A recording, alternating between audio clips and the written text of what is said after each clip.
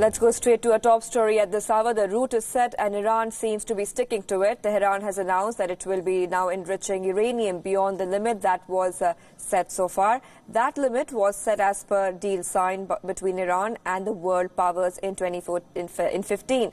Reacting to the announcement, U.S. President Donald Trump has warned Iran to be careful of the repercussions. Iran better be careful. Because you enrich for one reason, and I won't tell you what that reason is, but it's no good. They better be careful. U.S. Secretary of State Mike Pompeo also threatened Iran of further sanctions. Taking to Twitter, Pompeo said, and I quote here, Iran's latest expansion of its nuclear program will lead to further isolation and sanctions. Nations should restore the long-standing standard of no enrichment for Iran's nuclear program. Iran's regime armed with nuclear weapons would pose an even greater danger to the world, unquote. Iran's latest move has now put the semi-defunct deal at risk of complete collapse. And this might be just the beginning. Iran has always denied it is willing to build nuclear weapons, but if it enriches enough uranium, it could build one in a year's time. The first phase will be stepping up enrichment to 5%, which is still far from military-grade uranium.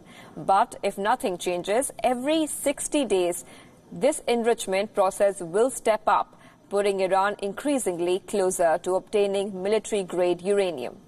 Iran's Deputy Foreign Minister Abbas Araghchi has said Iran still wants to salvage the deal, but has blamed the European nations for failing to live up to their commitments. A top Iranian official has said that the technical preparations for the new level of enrichment will be completed within hours, and enrichment over 3.67% will begin. The Iranian announcement marks the latest breach of the accord. In May, Iran had stepped up its production of enriched uranium, which can be used to make fuel for reactors. Iran is now acting on its May 8th threat to suspend parts of the nuclear agreement in response to U.S. President Donald Trump's reimpositions of sanctions. The U.S. had pulled out of the agreement in May last year. Now, Israel was quick enough to criticize Tehran's move. Criticizing the move, Israeli Prime Minister Benjamin Netanyahu has called on European leaders to act at the earliest. He says that Iran's enrichment move is a very dangerous step. To snap back sanctions the minute Iran has violated its solemn promise under the UN Security Council not to enrich uranium beyond a certain level.